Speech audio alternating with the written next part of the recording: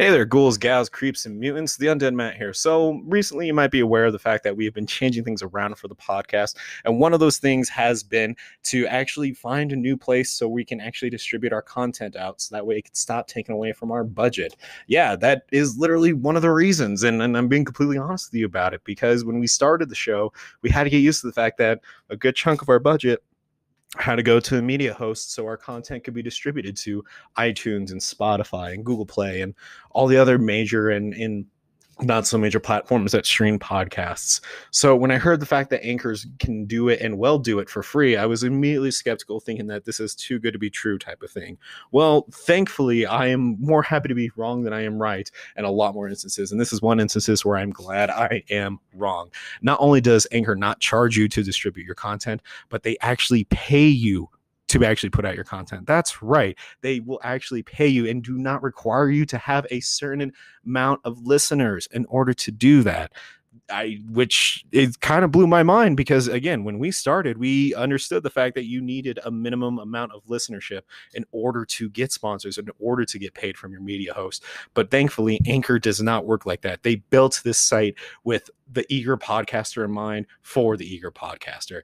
And what's so fantastic about it is not only will they just pay you to, do what you want to do and talk about what you want to talk about and do the things that you love, but it can be heard on Spotify, Apple Podcasts, and many more. That's right. They do the work for you. They distribute your podcast everywhere. That with the fact that they have creation tools that allow you to record and edit your podcast right from your computer or your phone makes this an absolute must for any podcaster starting out or who has been in the business for a while now. It has everything you need to make a podcast in one place. And here's the thing now, if you want to be part of it, again, this is all free. So make sure you go and download the free Anchor app right now and go to anchor.fm to get started. It takes less than 5 minutes to switch over your content. I mean, we have almost 150 episodes in total, also, considering all of our bonus content. And when we switched everything over, it maybe took 3 to 5 minutes for everything to fully switch over. And there was no issue at all. They're very, very, very, very effective with bringing your content over to the new Anchor site and making the transition as smooth as possible. Anchor, again, is absolutely free to use, and we are glad that we made the switch. And again, ghouls, gals, creeps, and mutants, please check them out. Download the Anchor app or go to anchor.fm to get started today. With that being said, let's jump into some horror.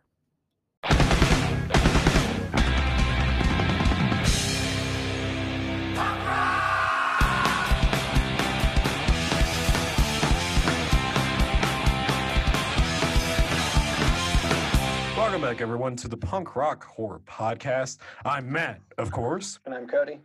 And today we are here to remind you that as it gets colder and as the heat starts to slip away, that there are some fantastic horror movies on your streaming services that are very lonely and you need to let them inside. Because if you don't, then who will? For just 8 cents a day, you can improve the life of a horror movie that you would be able to be and communicate with. They'll send you letters every month along with postcards. And together, we can make sure that no horror movie goes hungry ever again. 8 cents a day? That's what you take away? I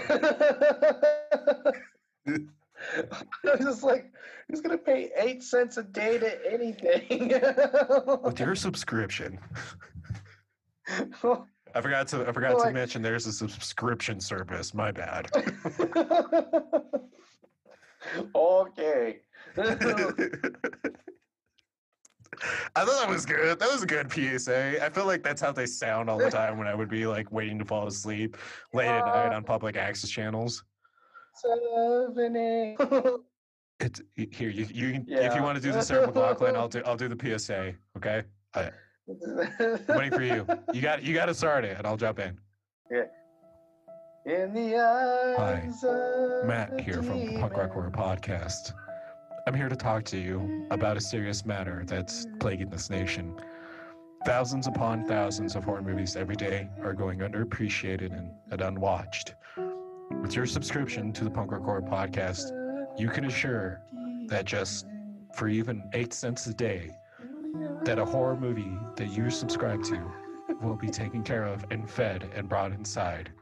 Won't you please care about the horror movies and let them in? All right, that was good. All right. I think that could be the whole episode, to be quite honest. I think that's it right there.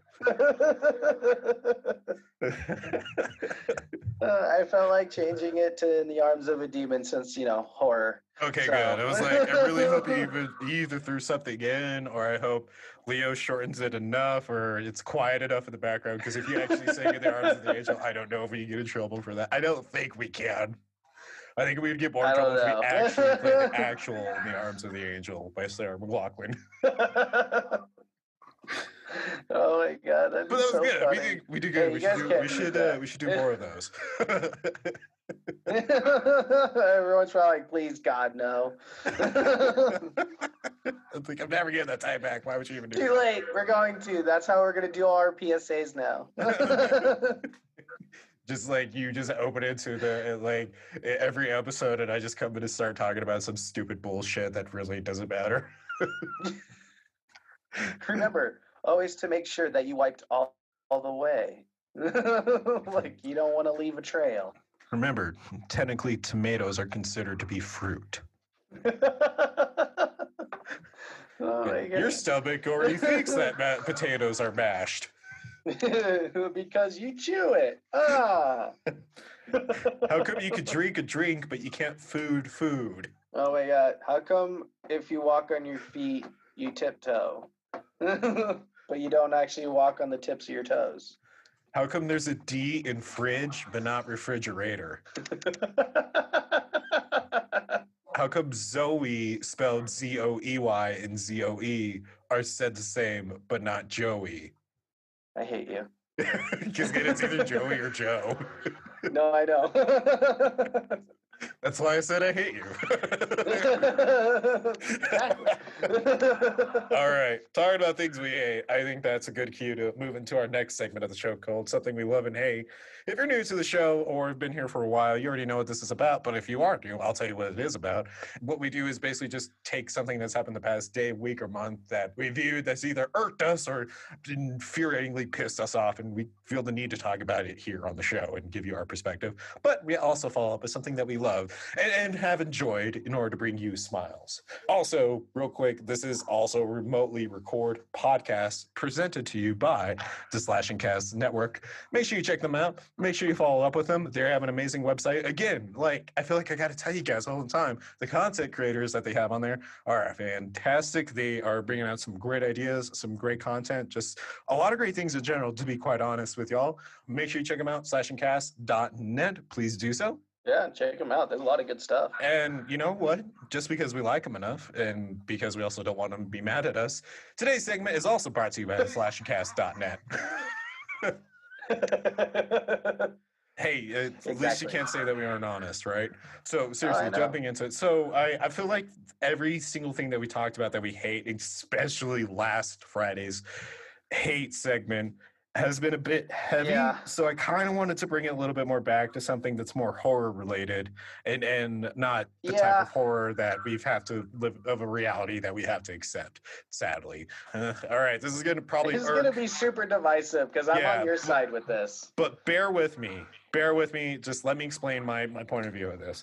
So I'm kind of getting a little frustrated with a lot of horror fans out there who are being very against any type of horror remake. Now, before you get on your horse and you ride to the Punk Record Podcast makeshift studio to tell me that why horror remakes are bad and why that makes our podcast bad for making the case for them, bear with me for a second, okay?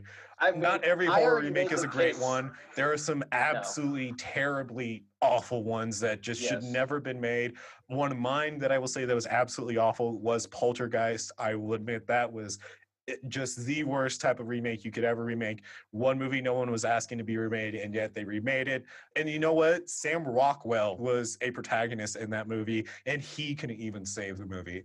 And the only saving grace, and it's not even a saving grace, is the fact that you get to see what the afterlife looks like in that movie. And even... Yeah, that was the only cool... Yeah, that's the only cool thing. That is the only cool thing. Other than that, it was a shit show entirely. Fright Night as well. It was also a shit show. Did not do good. It was not a great remake, you know? But there's also good remakes that do kind of make the case and that are made with love for the franchise at heart. Nightmare on Elm Street, the remake, although a very divisive pick and although a very favorite of Cody's, it was made, in the light and love for Nightmare on Elm Street, A little bit. Could have been done better, sure.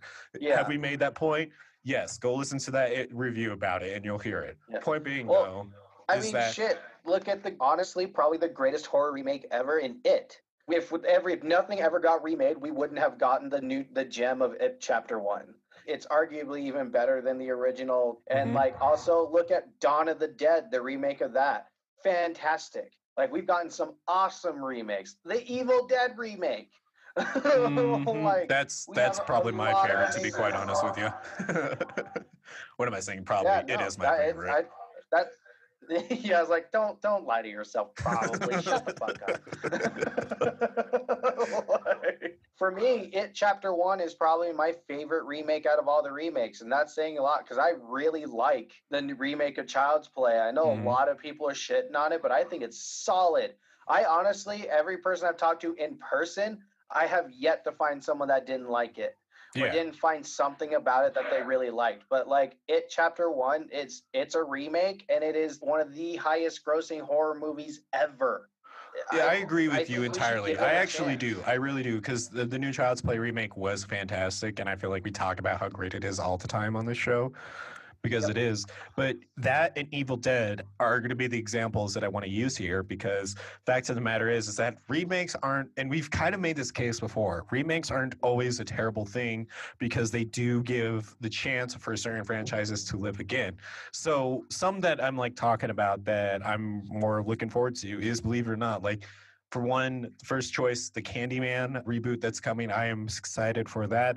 I'm excited to see some life is being breathed into that. I am hoping that it does great and it does good enough that it revitalizes that franchise.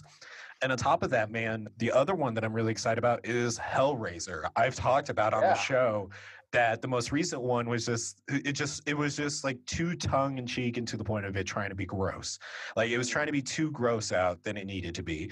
And now that there is going to be another remake of Hellraiser, and I'm looking forward to it, because there hasn't been any other remakes of Hellraiser. There's just been continuations. But with this being the remake, a reboot of the franchise, like, I'm really excited about it. I'm really excited to see what happens. Now, of course, I am absolutely skeptical. I know what happens with Hollywood and remakes. I know why they do it. I know what happens when it goes bad. Whatever. We've seen enough bad examples that we don't need to go over the reasons why we need to be worried about it. Like, the one that they are remaking that I will say that doesn't need it is The Exorcist. But that aside, there are other, like, coming back to at least just like Candyman and Hellraiser. Oh, and the fact I just remember this, but they're also doing another installment of Final Destination is something I'm excited about. Coming back to it, we're horror fans. We love horror movies. And I think if you loved Hellraiser or if you loved Candyman, and if you didn't even love it, but you liked the movies enough, but fell off the bandwagon due to just poor treatment of the franchise, then I'm going to implore you to be a little more open-minded to remakes, because we could actually get a good remake of Hellraiser that could breathe life into the franchise of one of our most favorite horror movie icons that, aside from like Ghostface, has been done poorly too often, too many times. Yeah. Oh, yeah. And I'm also for remakes because, like, there's properties that have come out that, like, more than not deserve a remake to give it the life that it deserves. You know what I mean? Like the Slender Man movie. I'm not gonna lie, I low-key enjoyed it, and I know it's a terrible horror movie, but I actually low-key enjoyed it because there were some aspects of it that was really good. If it was given to the right writer or the right director or the right production company, it could have been an even better movie and truly cemented Slender Man in more of a mainstream way. And like, I feel like when shitting on remakes all the time, it's like, come on, man. Like, there are franchises that deserve to be revitalized, and the remake would do it. Like you said, the Hellraiser remake, I'm stoked about it because I like Pinhead. I enjoyed the Hellraiser movies, but I'm excited to see him like get the remake that he deserves and hopefully give him the movie that he truly deserves to shine in, because he wasn't even supposed to be the main bad guy of the Hellraiser movies. So like to actually have a movie that's for him, that'd be great.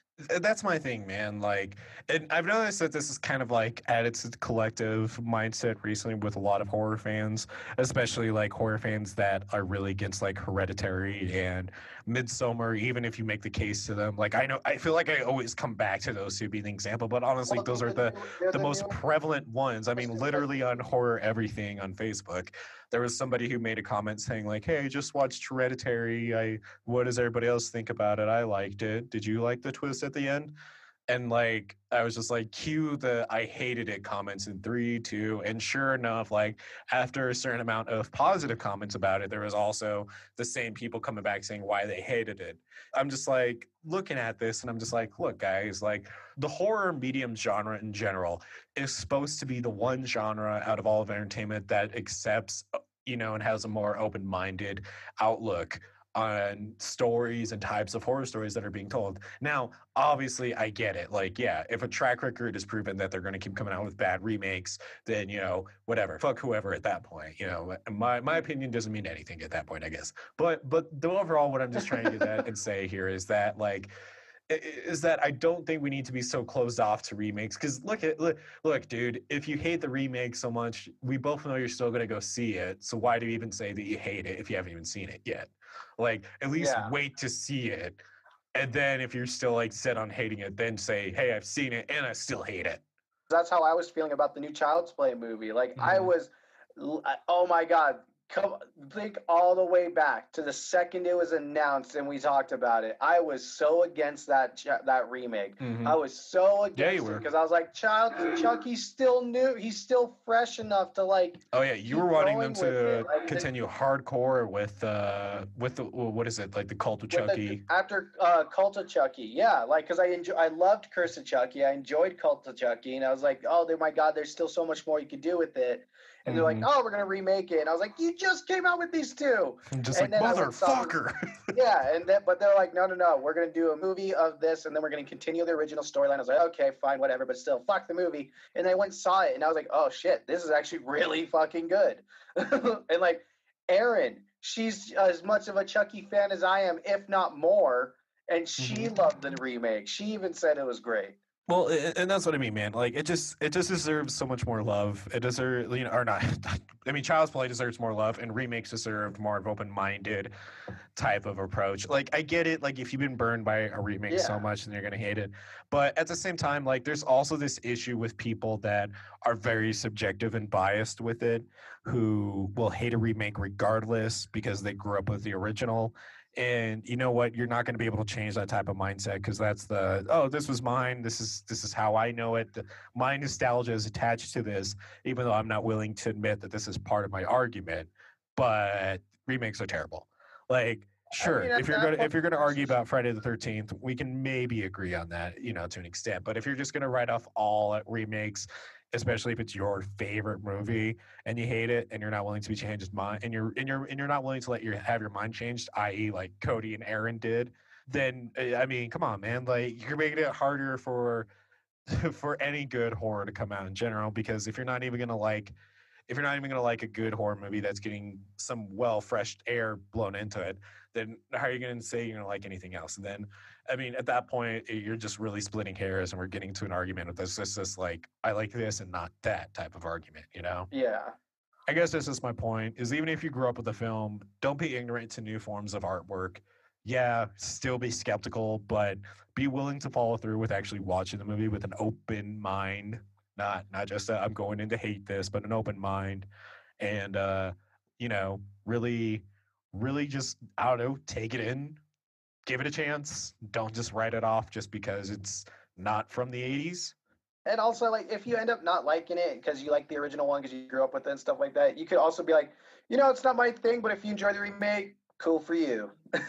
Yeah, like, and I it's mean, not that hard. Yeah, it's whatever at that point. But coming back to it, we're talking about horror movies today. Before we get to that point, I almost skip past what we love, dude. I'm sorry. I got really heated into remakes. Here, what do you love this week? Because I need you to help me bring this segment back. Because I was like, you know what? I'm so over talking about my frustration with this. Let's just go talk about horror movies. Well, I guess the thing that I love is the fact I got engaged. See, I was hoping you were gonna bring it up. See, I was like, I'm gonna play dumb to it the entire time because I'm like, is he gonna remember to talk about it himself? Yeah, no, I was gonna talk about it. Good. I just didn't know what I hated. No. Yeah, I got Yes. engaged. So Yay. we announced it on Instagram too. We put it up on the podcast page on our story as well. Yeah, if you guys didn't see that. But yeah, you got you're engaged now, finally. I know, it's weird. I said fiance for the first time the other week, and I was like, oh god, that's weird. It's probably easier than saying significant other. Yeah, that's true. Not that like significant other is like a reduction in quality. It's just one extra word you have to say. Yeah, basically. It's pretty easy to say my fiance instead of my significant other. Yeah. Especially, yeah, I feel like there's so many more conversations where you're just like, yeah, me and my significant other last weekend went to go see her parents at my significant other's parents' place. And my significant other grew up in, in Georgia. And so we went down to Georgia to see my significant other's parents' place. But we stopped by my significant other's school to see where she grew up. Do you see what I'm talking about? Like, no, I know. It's just like it was just weird for me because I get more along the lines of just like, I've said girlfriend for so long. It's one of those feelings of like, oh, I never thought I'd actually make it to this point. How does it feel though? Yeah. Oh, it feels good. Good. Do you want to tell the listeners how you did it? Oh yeah, it was cute. So I would hope so. Yeah. So I mean, I guess I can. No, please, come on, share it. No, really share it. I'm giving you a hard time. Really share it. So what really like kind of brought it on, so I actually had an original plan that was going to take me and Dev to a hockey game and stuff, but the apocalypse happened. Go figure. And also our country can't fucking pull itself together for 2 months to get over this shit so we can actually have live sports for fun instead patriotism of let's risk is standing to salute a flag, not putting on a mask. We've clearly learned that. Oh yeah. Sorry. No, but anyways, not going out that. Let's not taint this. I know, right? Yeah, no taints here. I had to change it up. Yeah, I had to change it up, and so I've been like kind of like racking my brain because I've been semi planning to do this for like a hot minute this summer. Like I was planning on doing it this year, anyways. But what actually sparked me of doing it this past weekend was actually my dad came up. And so when my dad officially said that he was 100% coming, he was actually going to come, like nothing was going to get in the way of it happening because we've tried to make plans before and then life happens and stuff like that. But so he confirmed he was coming. And so I was like, okay, I got to go get a ring. And so I ended up talking to my mom because I had an eye on a ring that I was going to ask her for. And when I asked my mom for that one, she told me no. And she's like, no, so you're going to use this. Do you remember my ruby ring? And I was like, yeah, I remember that. And she goes, well, that's your great grandmother's ring, and you're going to use that to propose because it's her wedding ring. And I was like, oh, okay, cool. And so drove all the way down to Denver. I told Dev a bullshit story of how to hopefully go pick up the kitchen table for my mom, which obviously didn't happen. And drove back up that night. My dad came up. And so we went and had dinner at Dev's parents' place so my dad could finally meet her parents. And I really wanted my dad to be there for my proposal. And so that's also why. And so I had a plan all day with Audrey to help me with my proposal. And and all day I was telling her, I was like, okay, you're going to help me, right? She goes, yes. And all day I was like, what's the plan? And she goes, you give me the box. I give the box to mommy because it's a little white box. She goes, I give the box to mommy, and then I tell mommy, okay, you have to say yes to daddy. And then, I would have my spiel. And so we rehearsed it all day. Anytime I had a moment alone with her when Dev wasn't around, I was like, what do you need to do? And she goes, you call me over, I grab the box, I give the box to mommy, and you say yes to daddy. I was like, all right, we got this. And so the time is upon us to when I'm supposed to do this. And I go, Audrey, come here. Come on, it's time, Audrey. Like, because Dev is like just now walking in from a cigarette.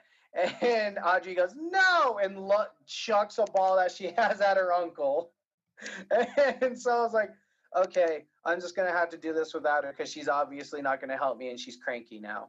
And so Her mom was recording on her phone, and then I had her sister hold my phone with while FaceTiming my mom and my stepdad, and so everyone could see it happen. And I just literally looked with Dev. Like the second she walked by me, I was like, Dev, and she looked at me. I was like, I love you, and instantly started bawling. It's because you said I love you. You gave it So, away. yeah. She just started bawling. It was just like, I knew it. I knew it. And the entire time, you can't hear it, like in the video. You can't hear anything that I tell her. It was so funny. But like she's just crying out loud and like saying, I knew it the entire time. So yeah. First, again, congratulations, buddy. That was really cute. So yeah, and I saw that video too. I was like, God damn it, Dev, shut up! I'm trying to hear. No, I'm kidding. It's all about you, you know. I know my mom was texting me like for 2 days straight saying, I watch the video every day and I still cry. Well, it's cute, dude. It's still cute. Well, I'll pull Audrey aside and be like, look, we need to talk about how your lack of being a team player. Right. I'm really starting to question your commitment to this team.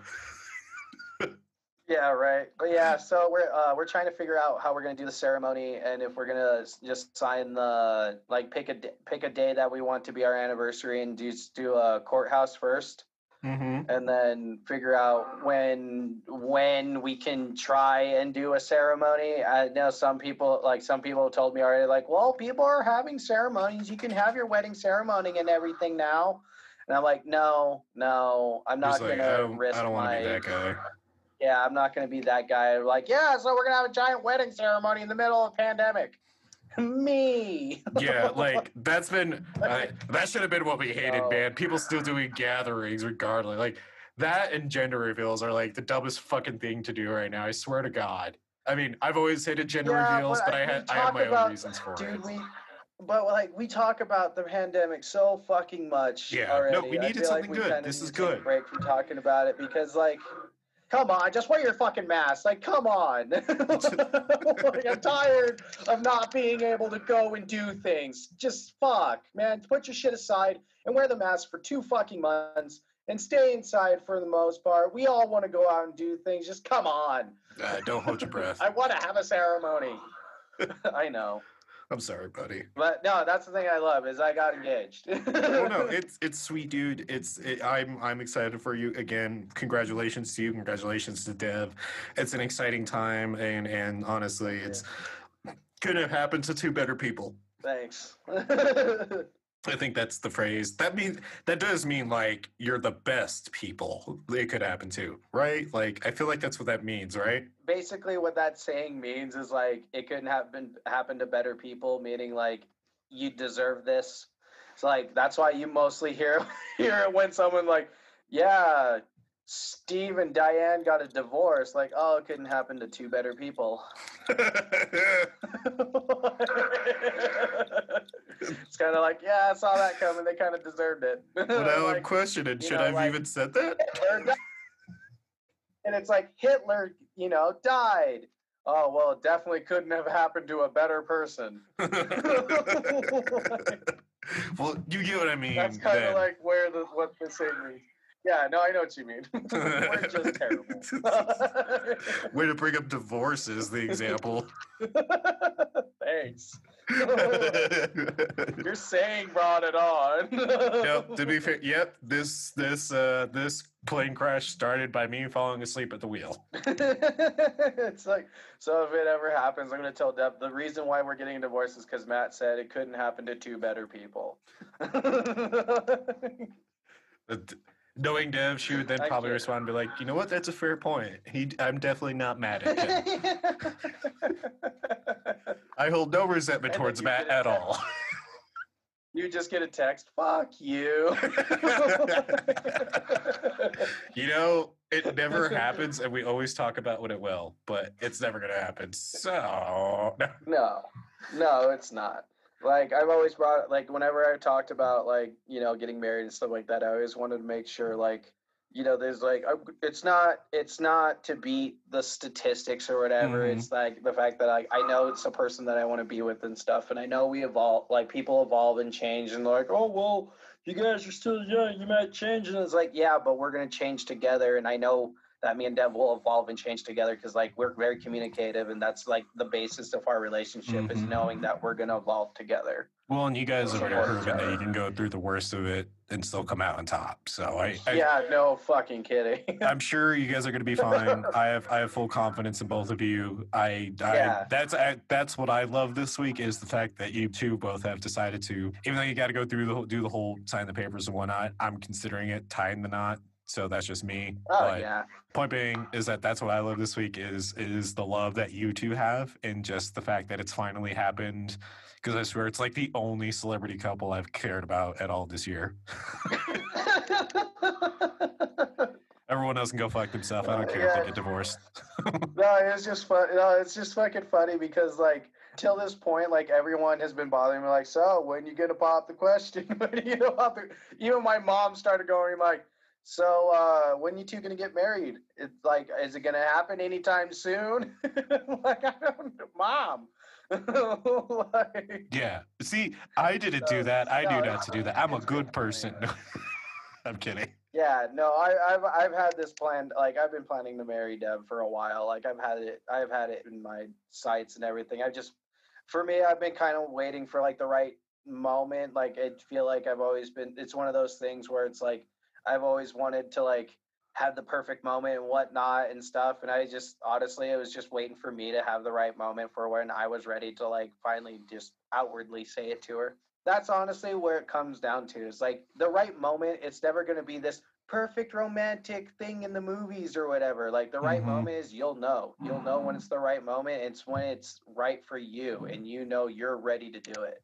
Like don't think it has to be this gigantic romantic gestures. I mean like most of the people that I've seen get engaged have been during dinner or they go on a hike together and stuff, like, and for me it was the perfect moment is when our families finally fully met. I don't think it needs to be an overly planned thing, to be quite honest. I will say that I do think it's like good to just do it because it's the moment that you want to create that's more important than how you lead up to it, I feel. And I feel like there is definitely like too much of a focus of the lead up, maybe partly because of like movies creating that expectation or whatever. I don't know, man. But point being is that when I proposed to Lauren, it was by completely accident because like I was getting impulsive because I was in a really good mood.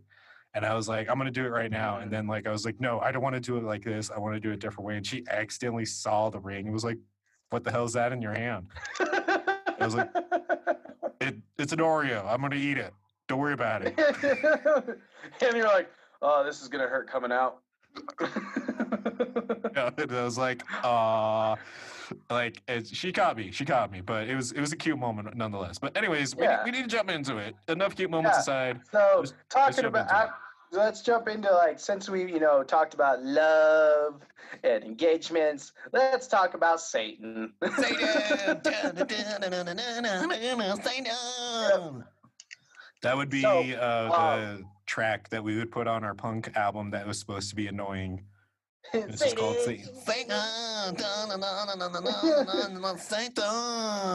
Yeah. So now we're just just like can't. Oh, they would hate it. Oh my god! But it would be the best thing ever. Oh yeah, it would. It'd be like our inward. It's our inward breathing track. Like from on Tenacious D, they have the breathing. I can sing like this. That would be ours. I agree.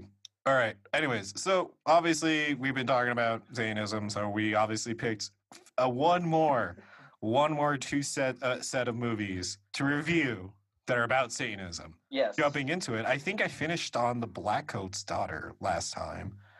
Yes, I think so. Yeah, no, I totally did. I finished on The Blackcoat's Daughter, so I'll go ahead and go first, unless you have any reasons why I shouldn't. Because fuck you, that's why. No, go ahead, man. No worries. I'm still also just getting the IMDb up really, really quick. I kind of figured. We'll give it away. The fact that, like, unless you didn't think I have a reason to go first. I don't know what you're talking about. Like, As you hear I the already have typing in the mine. background. Just, Yeah, no, I I know already what you're talking have mine about. up. I'm definitely not looking it up at the moment. Yeah, it's like, we can hear you. What? We can hear you. I can hear myself too, so it's not like anything's getting swollen over my eyes here. All right. So jumping into it, I decided I accidentally kept with the theme of last Friday's episode of doing another slow paced movie. So, but this one I think actually has a bit of a faster pace to it. It's definitely one of the more cleverly made type of Satanistic type of movies ever out there. And it's honestly kind of a shame that it hasn't really been given a much more attention. It's now about 11 years old at this point of reviewing it. And so I am excited to review 2009's The House of the Devil. In 1983, financially struggling college student Samantha Hughes takes a strange babysitting job that coincides with a full lunar eclipse. She slowly realizes her clients harbor a terrifying secret, putting her life in mortal danger. They're Satanists. You find that out like right away, so that's not a spoiler alert. I mean, what would give that away? I'll explain The it. House of the Devil? Go figure. I didn't hear what you I said. thought the House of the Devil means it's about Jehovah. Well, actually, the twist is in fact about Jehovah. So, really, what we didn't know about Jehovah is really, Yeah. Jehovah is actually Satan. No. No, not really.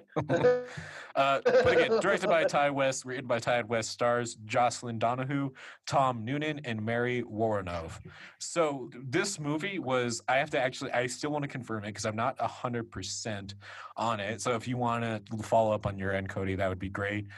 But I think this movie was purposely shot in a 1970s horror movie style. Now, obviously, the movie itself is set in the 70s, of course. 80s. It was set in the 80s? It wanted the 80s style. So shot on a 16 millimeter film, very popular in the 80s to give it the retro stylistic look. Okay, I'll explain why I thought 70s then here in just a second. Okay, so I mean, it might be taking place in the 70s.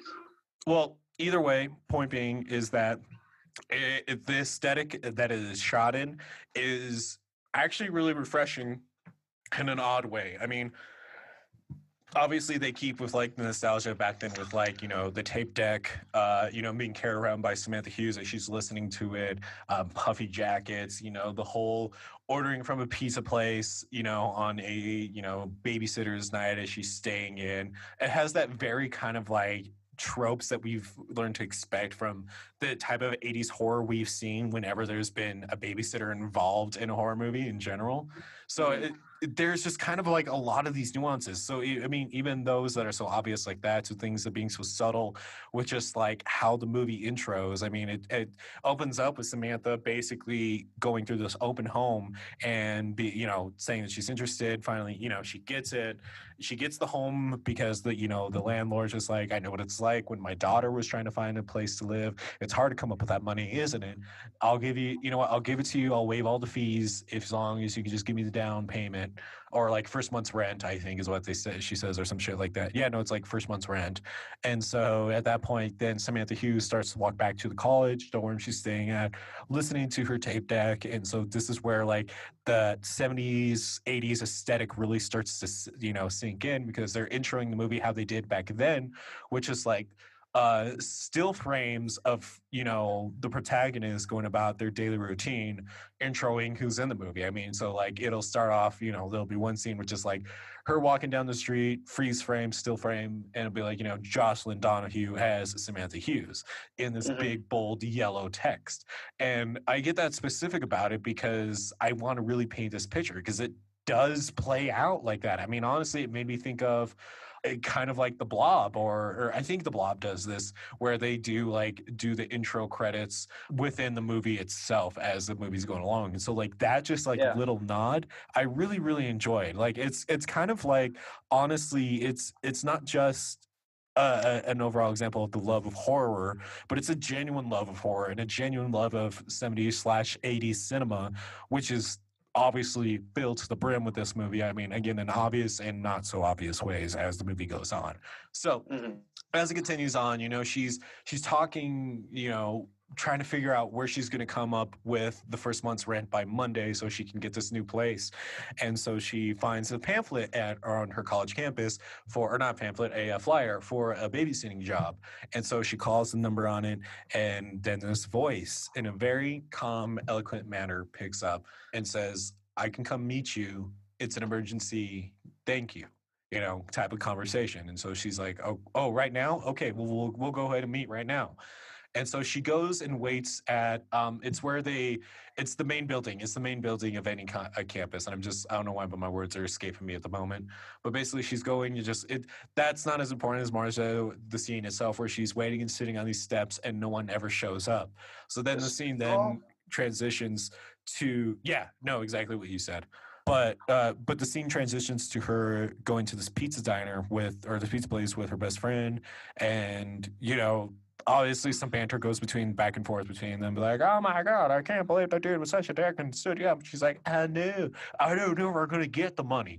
Let me explain to you. It sounds way better the way they do it than I did. They don't even talk with an accent. I just threw that in because I'm funny, I guess. But coming back to it, they're basically Megan, Samantha's friend, who's played by Greta Gerwig, who does fantastic as well.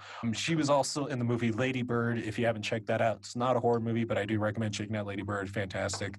Is her playing her best friend, and she's like, "Well, I'm going to come with you when you do this babysitting gig." And she, as they're driving up through this like mountain scenery, she's talking to Sam, saying like, "You got to let me stay with you. This is really a sketch. I had to look up a map to figure out where we are." Keeping in mind that the movie's set in, I think, like 1970s, 1980s, so obviously they're not going to have like GPSs or anything. So I thought it was still funny, that line, because I'm like, I feel like it would be a red flag even now if you had to look up a map to figure out where you're going. Like if you're going to go babysit somewhere and you had to pull out a legit map to figure out where to go. I feel like that would already be a red flag in general, regardless of the time frame, that this movie could be set in. Yeah. Like, I don't know where it's at. Let's use this map, which at this, insert your boomer jokes at this point. Millennials don't know what a map is. Sorry. I know they couldn't Google it back then. You can't Google a map. What, you gonna Google how to use a map? Do you even know what a map is? It's that paper with the pictures and lines on it. You'd probably like it and color it. That's like the same like derogatory shit I always hear from like boomers that think that they're only funny because other boomers laugh at their shit. So that's gonna be us. Okay. there's a good chance. That's gonna be us when we're older. Like, I'm only pointing it out because I only call it how I see it. That's all I'm saying. So coming back to it, so as they're driving up, and after Megan had finishes having this conversation with Sam at this point, then the camera pans to the cemetery. And the cemetery is not only just like alluding to what's going to be happening later down the road within the movie, because there's a lot of major things that happen here, but for some reason it also just kind of like stuck out to me because I was like, wow, yeah, a lot of the satanic panic stuff that happened back in the, late 70s and 80s, did kind of center a lot of mythos around about cemeteries and sacrifices and orgies happening in cemeteries. So that's pretty funny. I like that they nodded that in, that they put that little type of nod in, Yeah. But I mean, that's not obviously the main reason. And the reason, but I do want to talk about this. So I mentioned satanic panic. So this movie, what also makes it stand out is that even though we are opened up to seeing Sam walk around this house, before that we're treated to a black screen with a saying on it talking about ritualistic abuse back then, and that how a lot of the cases were made up, but for like 30% that couldn't be explained was just kind of like buried under the rug. And so this movie is based off events like that, and so it does add a little like bit of like a small little bit layer of like fear into it, because it's like, I mean, were we really wrong about the satanic panic? Maybe there was one part of it where they were doing orgies. Like it really kind of like picks at that type of fear of the satanic panic. Do you understand what I mean? Yeah, I get you. Yeah, so like I liked that it did that because I was like, oh, okay, you got me now. All right, let's see what happens here, type of thing. Like I know that's like a corny way to like make an example for it, but I feel like you get what I'm talking about. Like, Yeah. so as it goes on, and she's at the home, she's starting to doing the babysitting job and all that, and she's getting used to the house. We're then treated before that to her speaking with Tom Noonan's character, Mr. Ullman, who again, dude is like 6 foot. I think he's about like he looks like he's 6'1", to be quite honest. Wearing a full black tux with a black cane and a silver handle. I mean, if this doesn't like tell you, hey, Satanist right away, then I don't know what would. Maybe his wife does, who walks in with the black fur coat, black hair, and a very eloquent way that she speaks and holds herself together. Oh, by the way, did I mention anytime that Miss Ullman talks to Sam, it was just like, oh, I'm glad we were able to make the plans work well for tonight. Like, okay, we know what you guys are talking about. Shut the fuck up. It was kind of like one of those things where you're just like, but you could tell, like, obviously, like, they're not trying to hide away the fact of what this movie is about. They're not trying to hide away who the villains are. They're not trying to make it a surprise. They know that you know what you're getting into. So the question is, what is the actual surprise? What the hell is actually going on in this movie? Well, as Tom Noonan and Mary Romanov's characters as Mr. and Miss Ullman, which again, I want to give them a little bit of more cred because they do fantastic in this movie. They are really, really good with just being very kind of like hypnotic, unsettling types of characters. The way they talk and hold themselves together, the way they communicate with other characters in this movie, they really sell the very kind of like unsettling creep factor, because like Mary Woronov as Miss Ullman is definitely more like a little more gone, definitely more crazy.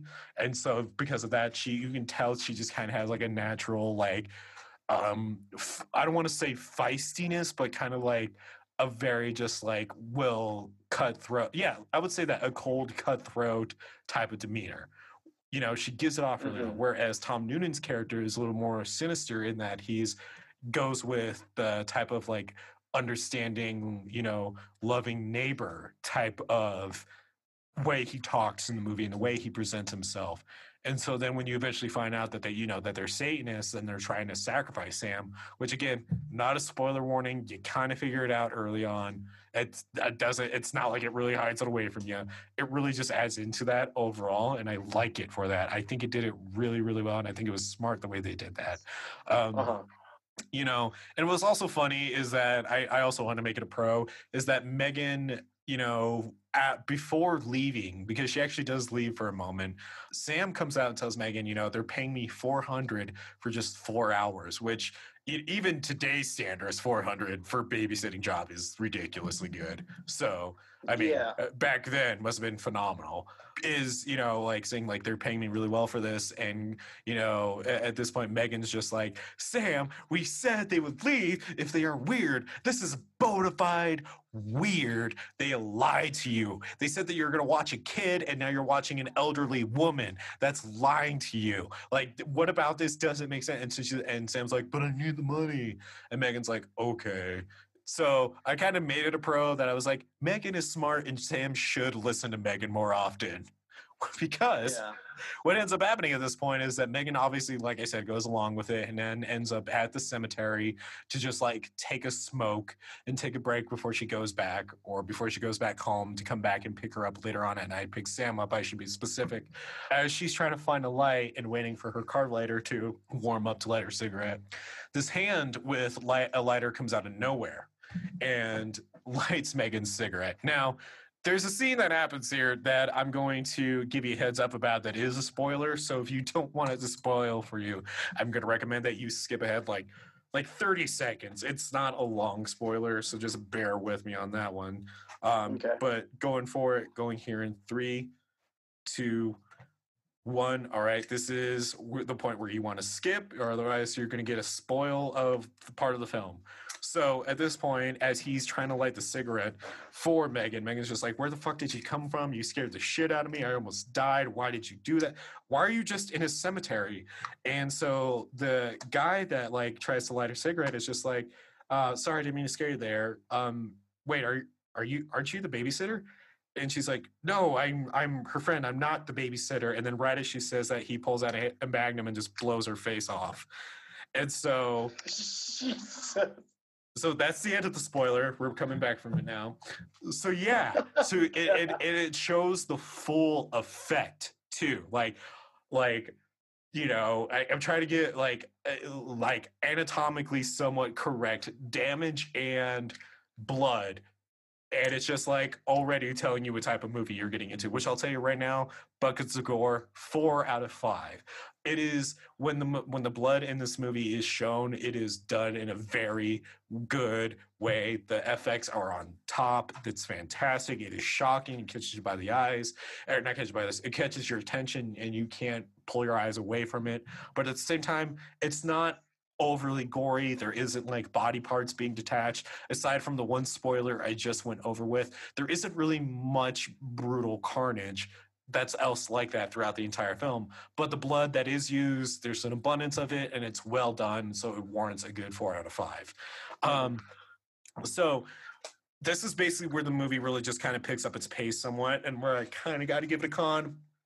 So I'm not so. I know I don't want to sound contradictory, but some of the slow pacing in this movie can hurt the overall pace of the film. So because there's a point where like Sam is just like walking around this home listening for the mother that she's watching over just in case if she needs help, the elderly person. And so as Sam's walking around just kind of like nosing through things, waiting for the pizza to arrive, she starts to find some like unsettling things. She finds a picture of, you know, a family with a Volvo, but she only met the 2 parents, but the parents don't look like the parents in this picture, so there's something else strange going on here. And then more pieces start to unravel as she's walking around the home and listening for clues and finding clues. And as this is happening, we are treated to another spoiler in the movie. So the spoiler is, it sneaks up on you. It's definitely not the most clever type of spoiler, but the way it's done and how it sneaks up on you is clever. So I'm going to give, again, one more spoiler warning. This time I'm going to make it for a minute. If you don't want it to be spoiled for you, go ahead and skip ahead in 3, 2. Okay, this is now the second spoiler. If you don't want the big twist of the movie to be spoiled for you, this is your last chance to skip ahead. So what we basically find out at this point is that Mr. and Mrs. Ullman are in fact obviously Satanists, and the guy that shot Megan in the car is their son. And so we find out that the couple that was, or the family that's in the photo that I mentioned, has a Volvo. And when Sam and Megan pulled up to the home originally at the beginning of the night, they saw a Volvo in the driveway and find out that this house belongs to the family in the picture, and that the Ullmans basically came in, killed the family, and has used, I think it was the daughter or the wife, as the first sacrifice for the full lunar eclipse that's up in the sky that evening. And Sam is the final piece. So basically what ended up happening is that these old Satanists came to this home, killed this family, and then brought Sam to it so she could finally be the final piece, and pretended to be the dad on the phone earlier within the movie. And so when you put all those pieces together with what's happening within the movie, you're just like, oh my God, this is actually really clever and unbelievably unsettling, because it's just like, it was so easy for them to pretend like that was their home. It was so easy just for them to get her there. You know, and that's where the terror is at, with how easy it was to get her there, and not let there be a second guess about it. It was the simple fact that a college kid needed money and saw a babysitting gig, and they found their bait. They found their opportunity. And what makes it even worse is though, so I want to go back real quick to when they were talking in the diner, Sam and Megan. When they were talking, Megan coins the idea, saying, you know what, we should go tear down all of their flyers. How dare he sticks you up like that? And you find out as they're driving to the house that Megan goes ahead and tears down all the flyers anyways without Sam knowing, basically ensuring that Sam would be the only babysitter that comes to that house. Yeah. So you're just like, oh my God. Like, Megan's smart, but she's not the greatest friend, apparently. Yeah.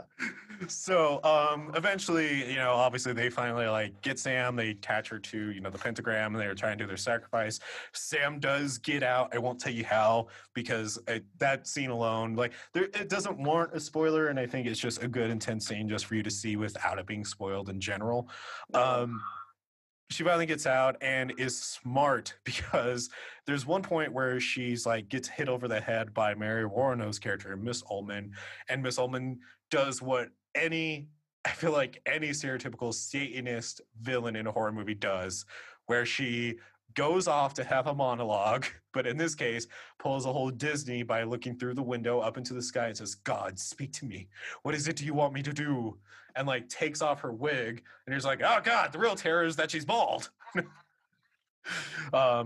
Kidding, of course, but as she's doing this, and she's doing this whole monologue, like, "What do you want me to do, God? What can I do to save this moment? How can I please you?" And then like she just like stops talking mid-sentence, and this is where Sam is a smart protagonist and kills the villain mid-monologue. Like, she notices that like fucking Miss Ullman's like having a dramatic villain moment over here in the window, and it just like goes up to Miss Ullman and just like stab in the back. Like, Good. and like hits her right in the spine. So like it's like a legit like you're going down, like you're fucking dead, old lady. Type of deal. And so I was just like, you know what? Even Ash took a while to get to a point where he would kill a villain during mid-monologue. This girl did it on her first night. But no, legitimately, I liked it for that, because I was smart, because that's just kind of like, I feel like we've always had that. Happen, go ahead. I was gonna say, no, like in real life, that villain was having a monologue, got stabbed in the back, they probably would have turned around like, "What the fuck? I was in the middle of a speech." You're like, "Okay, Karen, just die already." I know, you dropped your guard. I took advantage of the moment. Yeah, that's why I did it. Well, keep it in mind that like Sam like is like trying to escape her captors. At this point, she's trying to escape in a gown with no shoes. I mean, take any advantage you can get at this point. Like that is like it was honestly one of the biggest pros for me, because I was like, that is so fucking smart. Why, because no one ever does that shit during a villain monologue, and we've always had that thought. It's even been joked about so many times. It's like, why are you doing a monologue? Like, I could kill you right now. And so yeah, I mean, I'm just like, glad Watchmen did it the best, where they're like, "We're gonna stop you in the minute," and he's like, "Why would I do this monologue if I didn't already do my plan?" Yeah, right. And so I was like, okay, I did it 29 minutes ago. So I was like, bravo. So the way the movie ends is that Sam is running through this field with Tom Noonan, Mr. Ullman's character, chasing her through it, and is saying, this is the power of Satan's inside of you. This is now the moment. This is the time. This is how, you need, like, so many great things are going to happen. And so, like, she looks at the moon, looks back down, looks at the gun in her hand that she fought over with and stole from the sun, which, by the way, was also a brutal fight that happened prior to her going to the cemetery, because she ends up cutting the brother of the sun, or not cutting us, not just cutting the brother, but cutting the throat of the sun. I'm sorry, I'm like tripping on my words. She ends up cutting the throat of the sun, and this like really like struggle for the gun type of fight moment. And it's actually probably one of my more favorite ones, because it doesn't drag on too long and happens pretty smoothly. Like, it's well choreographed is basically all I'm saying about it. So I like it. Yeah. She's in the cemetery, and he's like, Tom Noonan's character is just like, you're this is the moment, be ready, that type of shit. She's just like, looks at her hand, looks at the fact that she's covered in blood, looks at the fact that she has a gun in her hand, is just like, fuck you, and shoots herself, right? Thinking that that's going to solve the problem, because she's now the vessel for Satan. But instead, the movie ends with her surviving the shot and still, and what's left up to the audience's imagination, fulfilling and bringing in Satan into the world. So that's basically what it's left on. And again, I know like you're wondering, why didn't you do a spoiler warning? How else was this movie going to end, aside from the fact that they succeed in their ritual? I mean, that's literally said within the plot of the movie for the most part, and you find this out early on too, that they're going to succeed in it. with just how they planned every single thing out in this movie. Like, and what I mean by they planned, I'm talking about like Tom Noonan's and Mario Romanov's characters as the Omens, how they planned and like structured everything to happen it needed to. They did. And like, they're also getting pros for just being smart villains. Like, they're, even though Miss Omen does go out in a dumb way, for the most part, they are very, very smart villains. And I think this movie overall does have like very smart, relatable characters and definitely deserves far more love and attention. Again, its slow pacing can kind of be rough because the slow pacing mostly comes in when she's walking around the home looking for clues and all that and just kind of snooping around. Like, there isn't any accompanying music to go with it. It's just her walking around. So for me, that lost my attention a few times, but I'm not saying that's going to happen to everyone, of course. It's a good movie about the fear of ritual abuse, satanic ritual abuse, and I think it deserves a lot more attention because of that. And honestly, if you haven't watched it yet, it's you're kind of missing out because again, it's just one of the better main movies that talk about Satanism or have devils or Satanism in it in general. So make sure you check it out. A few interesting facts about the movie. Excuse me.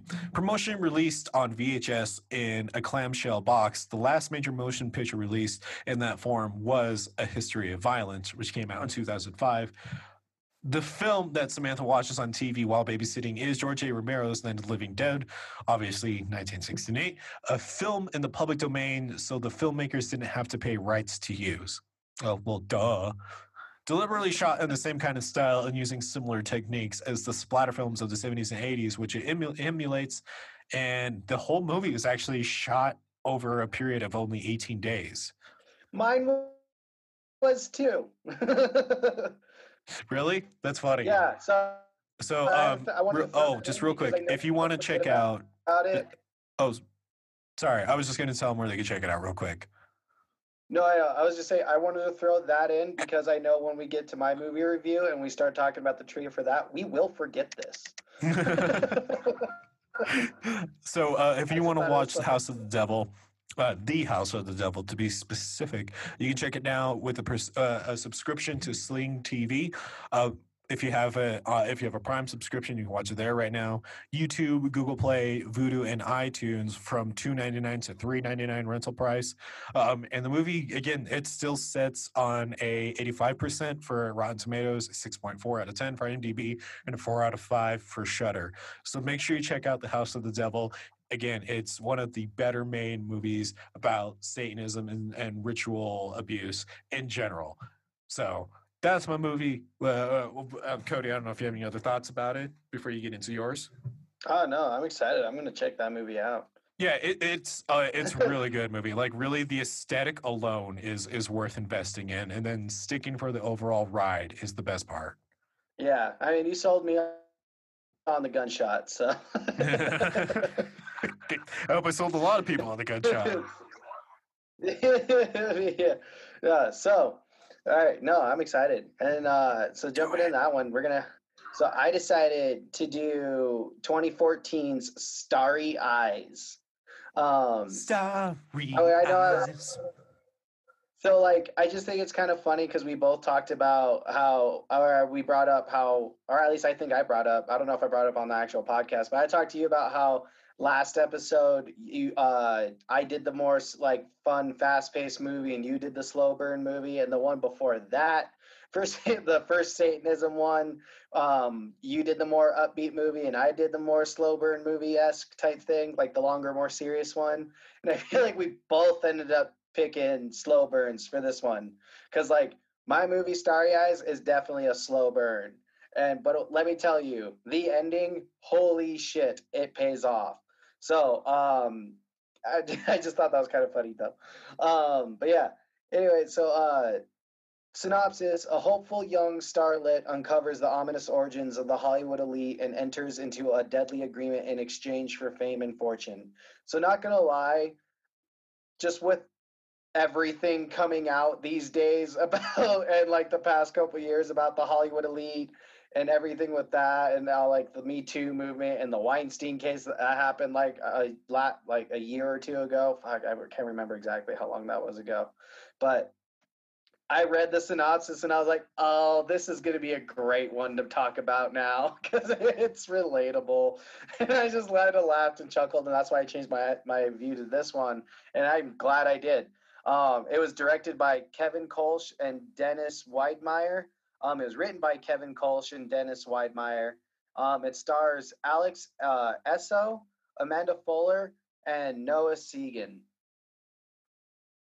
And yeah, so really, really good movie. I enjoyed it. Like I said, it is a bit of a slow burn, but it really pays off, and it starts off pretty well. I felt like, so starting off the movie, it really kind of shows it starts off already with Sarah like trying to audition for movies and stuff, or audition for roles, and it's showing her like it does a little like um montage-esque thing, like really quick, of her just doing little auditions. The tension, jealousy, and pettiness among all their friends that Sarah's in, like they all kind of like, even though they're trying to say like, hey, good job, like you'll get it next time, they're also kind of showing like throwing little jabs of this, like, I mean, we hear all about your great acting, but I haven't seen it yet, and I'd be really excited to see it. Like Yeah, being stuff really like petty that, because they're all bitches. trying. Yeah, basically, and like and whenever Sarah like talks about something good that happens towards her, they're always all the rest of the girls are always like, okay, sure, like that's great for you, like stuff like that.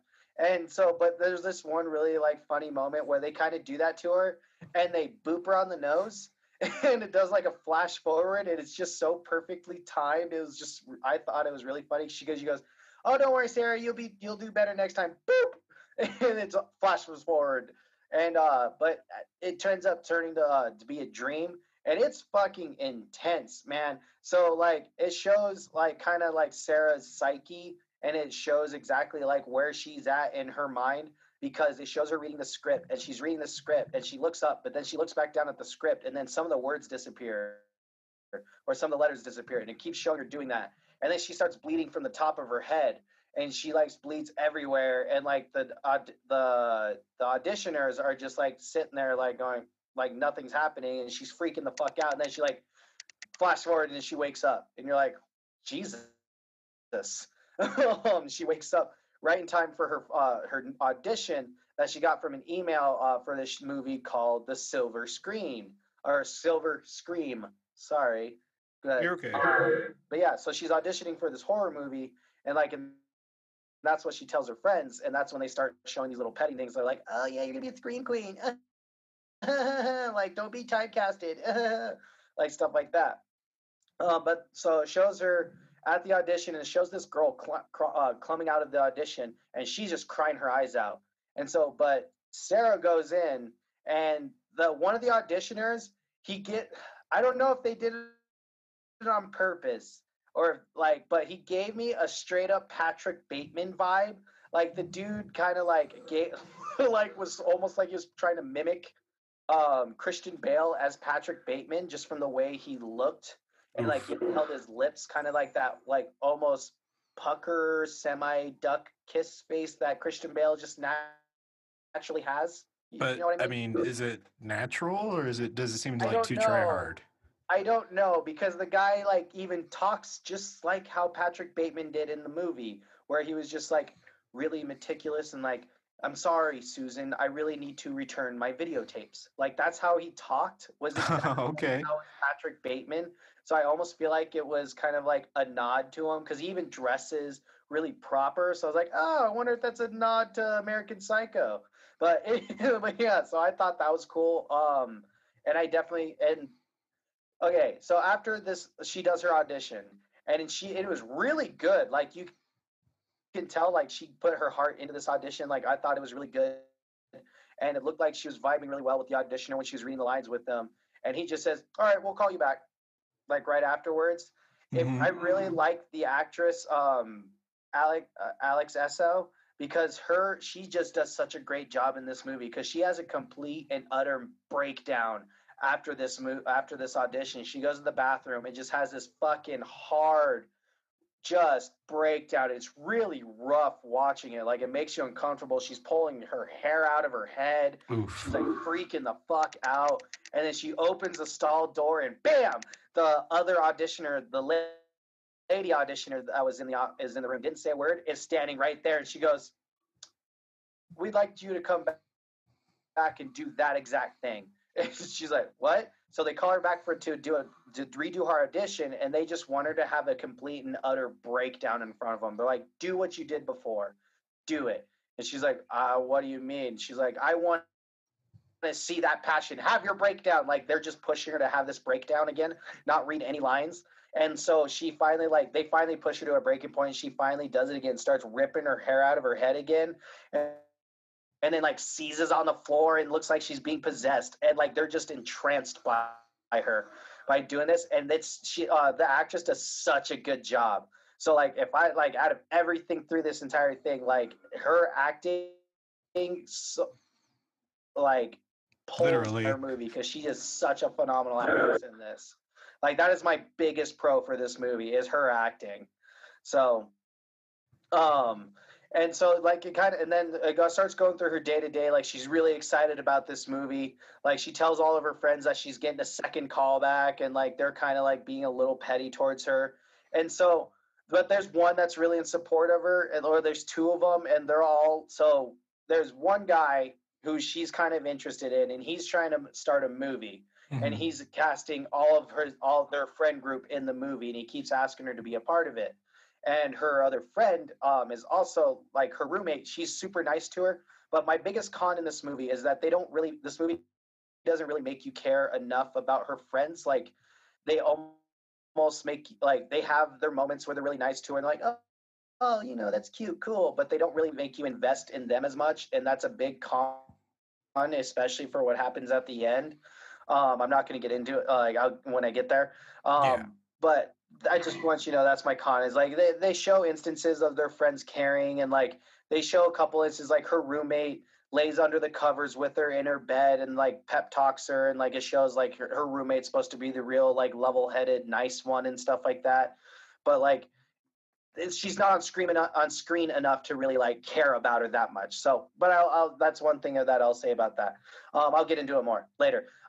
And so they also, a cool thing that they do with Sarah, like, that I really like, is because everyone who has worked in a terrible job that has just had either a creepy boss, or their boss is just super into the job, like, you picture a hardcore stereotypical, like, I don't know, McDonald's manager who's just super, like, just McDonald's is everything to them. Like, that is their job, that is their life. That is, who they are.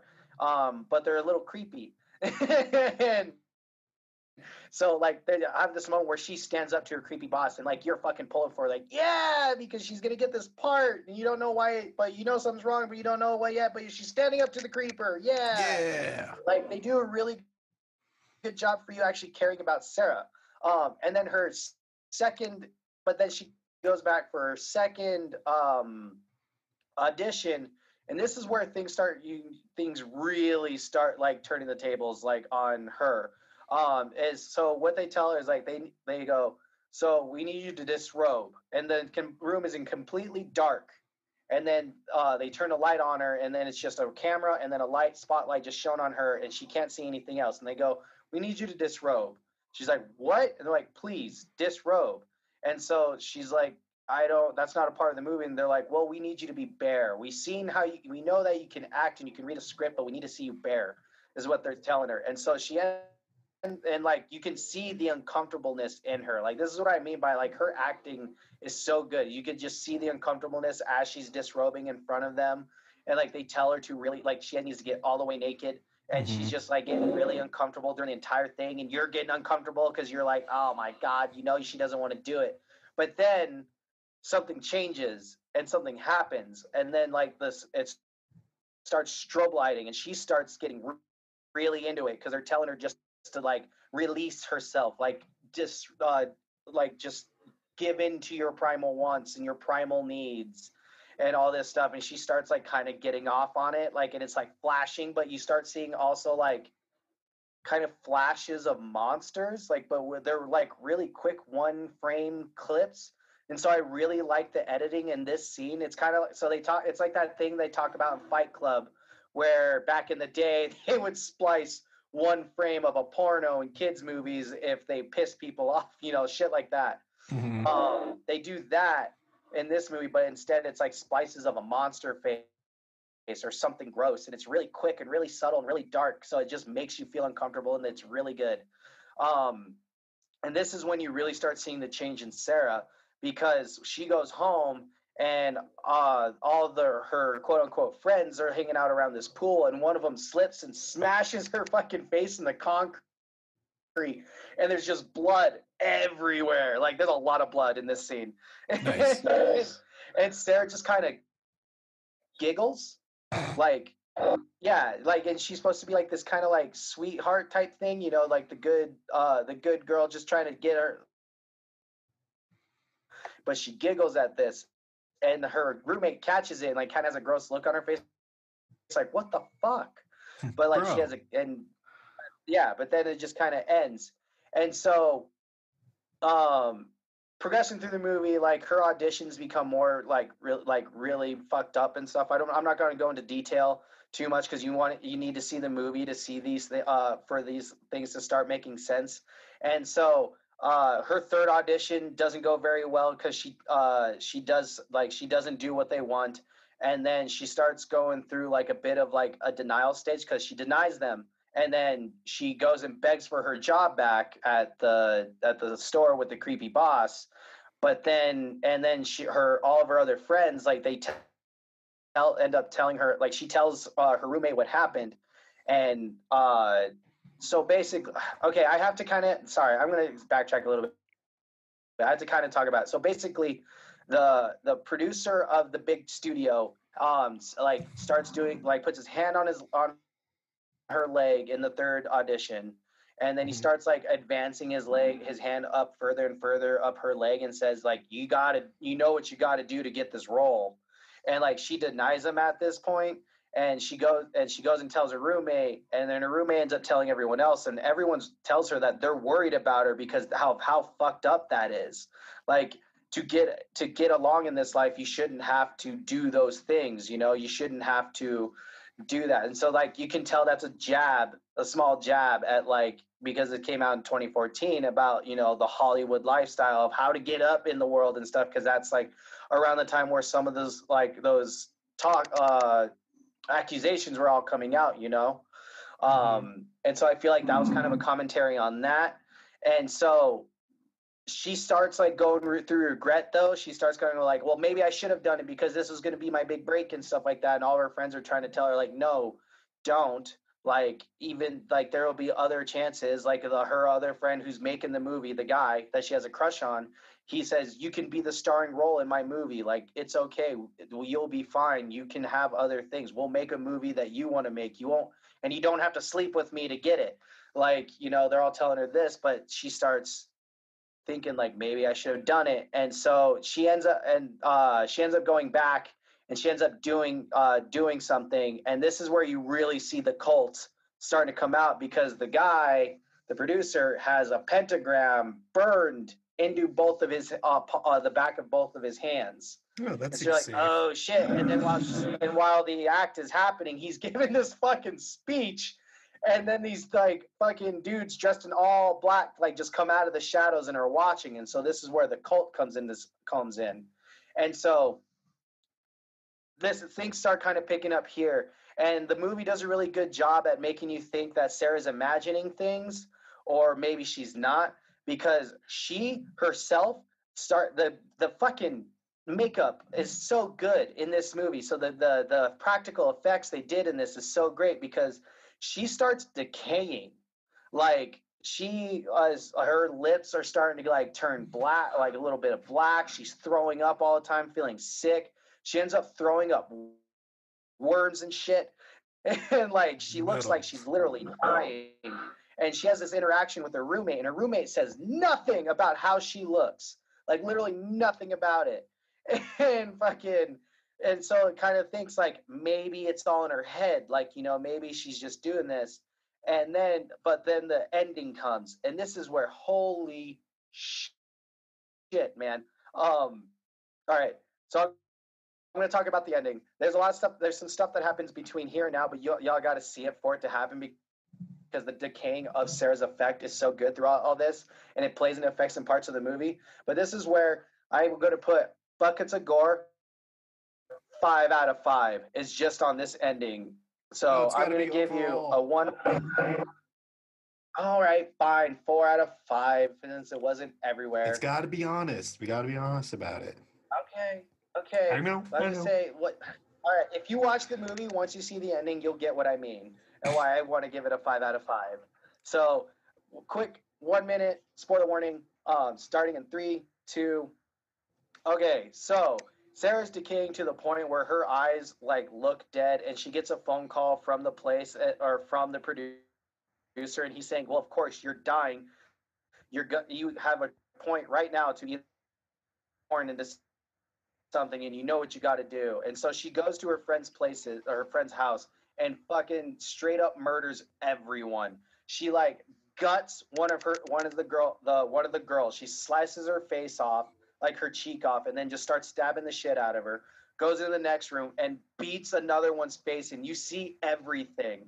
Beats her face in with a fucking 5 pound weight dumbbell, and you just see it all, man. It smashes in, and then she stabs everyone else. Sorry, I'm going fast. I'm not going to spoil everything that happens, but she fully embraces all of it and kills all of her friends to fully, truly do the ritual and to be reborn. And it's just so brutal, though, man. Like, holy shit. And fucking so, end of the spoiler. I just wanted to talk about some of the what happens and everything. And so then at the very end, like she finally embraces everything that they were talking about to become this, you know, great thing that she to be who she always wanted to be, this beautiful actress that's going to have all this power in all these horror movies and everything. And so what I liked about this movie is that it didn't somehow give a cheesy ending of, oh my God, she realizes what the wrong that she did, and she's gonna find a loophole in it and find a way out, or you know, she just fucking dies and then they move on to someone else. To me, I really like this movie, and it's a big pro is because it was finally showing the hero, quote unquote, embrace the evil, like actually embrace the ritual, embrace the destiny of being the evil person that she was truly supposed to be. And the effects of it's so good. Her rebirth is fantastic, and what she does at the very end is just really cool and really messed up, and like it really solidifies like everything that happened, and it shows that it's really messed up, but it's mostly cool. Yeah, it's really messed up, but it's cool because like it pays off.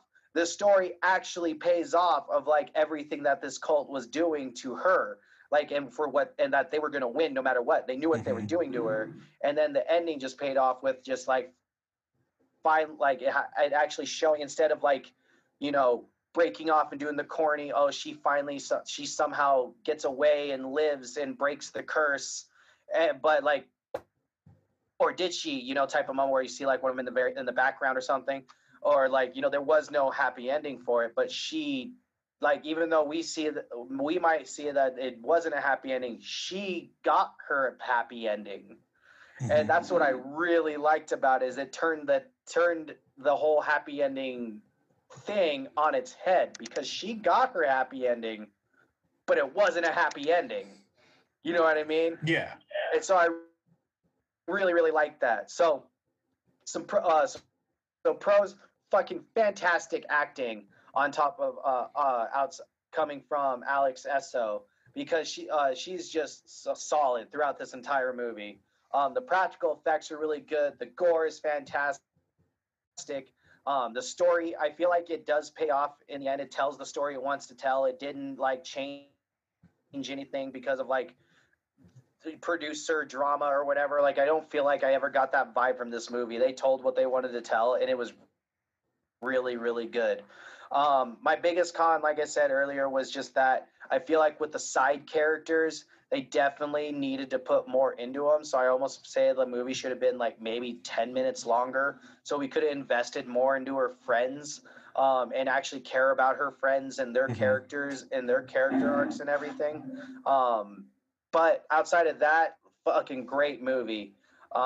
So gonna talk about some fun trivia. The actress Alex Esso really put the bugs in her mouth that were vomited by her character in the bathtub scene. She volunteered to do the performance rather than using CG or special shots. Like, this is what I mean. Alex Esso is a fucking great actress. Like, that makes me so happy. It's like I think she's awesome. So Sarah's second audition, in which she stripped naked in front of the spotlight, was inspired by a story someone told Dennis Widmere and Kevin Kolsch about doing an audition for David Lynch. Go figure. Yeah. And last cool fact: directors Kevin Kolsch and Dennis Widmere were initially going to go with a traditional orchestral score until composer Jonathan Snipes convinced them to let him do a synthesizer score instead. And considered head score, they knew it was the only option. If you listen to the soundtrack on its own, you can hear the journey that Sarah goes through. Huh. Yeah. That is actually pretty interesting. Cool. Yeah. Sorry. One last thing. I just kind of saw it. So the thing was called Astraeus Pictures, the company that she auditions for. So Sarah sees the lead role in a movie made by Astraeus Pictures, a fictional production company, as a gateway to stardom that she so craves. The company's logo is a star. Furthermore, Astraeus is the name of the god of stars in Greek mythology. Because it is. It's a star. It's the pentagram star. So, yeah. Yeah, so that's my review of Starry Eyes. I say definitely check it out. It's if you're on Amazon, if you have an Amazon Prime membership, it is free. I also saw that it was on Tubi. To be or not to be. Yep. So check it Sorry. out. No, I definitely think this is a super underrated movie. Right now it has 6 stars out of 10 on IMDb and a 49 score from Metacritic. So yeah, definitely check it out. I think it was really, really good, really underrated. I definitely, like, me and you, like, we kind of talked about, we always feel like we saw this movie just because of the box art is similar to Last Shift. Last Shift, but yeah, no, definitely solid movie. Yeah, it sounds pretty solid, to be honest. Like, I was on the fence of it purely because of how similar the cover seemed to me. But after hearing your review about it and how hearing like over the top it is, I actually want to give it better of a chance now and like actually see what it has to offer. Like, because now I'm not gonna lie to you, not even just trying to make the case for your movie. I am intrigued by how what is this over the top thing that happens at the end? Like, I need to know, why is it so bloody? Why is it so? Why do you get so You're not apprehensive, but like you're not wanting to share what it is. Like, what is it? Like, I'm definitely intrigued. No, it's because it's so good. Like, I'm just like, oh shit, what is it? Like Satan come out and just like dick slaps everyone, or like what the fuck? Yeah, you'll have to watch and see. Ghouls, gals, creeps, mutants. Thank you for putting up with this and enjoying it. Like I say, you're putting up with it. What am I kidding? You guys like hearing us talk and make stupid jokes all the time, I assume. If not, why would you keep coming back? Because if you are, I mean, you gotta get some help. I mean, if that's the reason why you're coming back, y'all need some help. But legitimately, all jokes aside, thank you so much. We hope you've enjoyed this look into Satanism and horror. We hope you've enjoyed this run. It's been a wild trip learning about Satanism and learning about the different branches. And like Cody mentioned in episode 2 or part 2 of this, is that obviously, like, even this isn't going to fully cover it. We are going to have to return to it at some point, and we will. But for now, I think these 3 episodes are a good place to leave off of. So we thank you, and we hope you've really enjoyed this as much as we have. Oh yeah, I've definitely enjoyed all the research and everything. It's been really cool, like learning more about the history and stuff and all the little cults of Satanism. It's been kind of eye-opening just on like, Christianity in general too for me. So, but yeah, I'm definitely ready to move on to another subject of horror. I agree with that. So thank you all, girls, gals, creeps, and mutants, and obviously, like, stay tuned for more exciting shit from us. It's October, it's spoopy season, so we're gonna be spoopy. Absolutely. And the best way to keep up with us and keep following us is to like and follow us on Facebook, search up Punk Rock Horror Podcast, or follow us on our Twitter at officialprhp, or on Instagram, Punk Rock Horror Podcast, #PRHP Podcast. I also like how I'm saying it's October when it's still September 27th. Time of recording, it's September 27th. Time this comes out, it'll be October. That's right, bitches. If you want to consider supporting the show in other ways, we do have a Patreon where you can go become a monthly subscriber and support us. That way you get rewards for it. You'll get a Punk Rock Horror Podcast mystery box with a mystery horror movie that we have recently reviewed on the show, along with a thank you note and filled with a bunch of other goodies as well that any horror fan must have and would love. This box is also uniquely and customized per person. You're not going to get the same box that someone else got. You're going to get a different looking one that someone else got, and we try to actually put a lot of love and attention to this, so it's something you'd be proud to put up and hang somewhere to look up at and be like, wow, Matt and Cody gave me that. That's what we look forward to. But I have to give credit where credit is due. Although we do come with the ideas, we have amazing people to help us execute them. I have to give credit to my wife. She does help design and make these boxes, and a lot of the ideas that she comes up with are hers about these boxes. And so credit to her as well. But if you want to support us in other ways, we do have a merch store that is available via the slashingcast.net. Just go down to where we are in the slashingcast.net under podcasts, and you'll find us there with connections to our merch. You can also just click directly on the episode notes right there below. And again, ghouls, gals, creeps, and mutants, without having to go through another whole huge spiel, thank you so much for continuing to be so supportive, for being amazing, and just being probably the best listeners on the entire fucking planet, to be quite honest. Y'all are amazing, and we will talk about horror with you next time. Bye. Bye, bye, bye.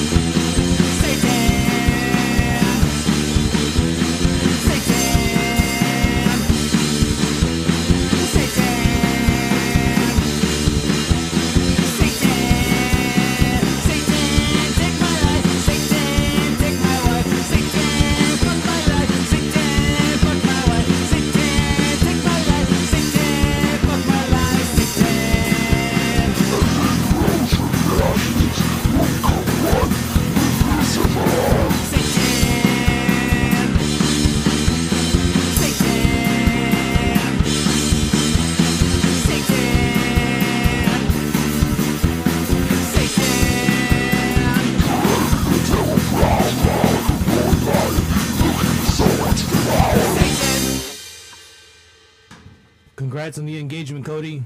Best of luck.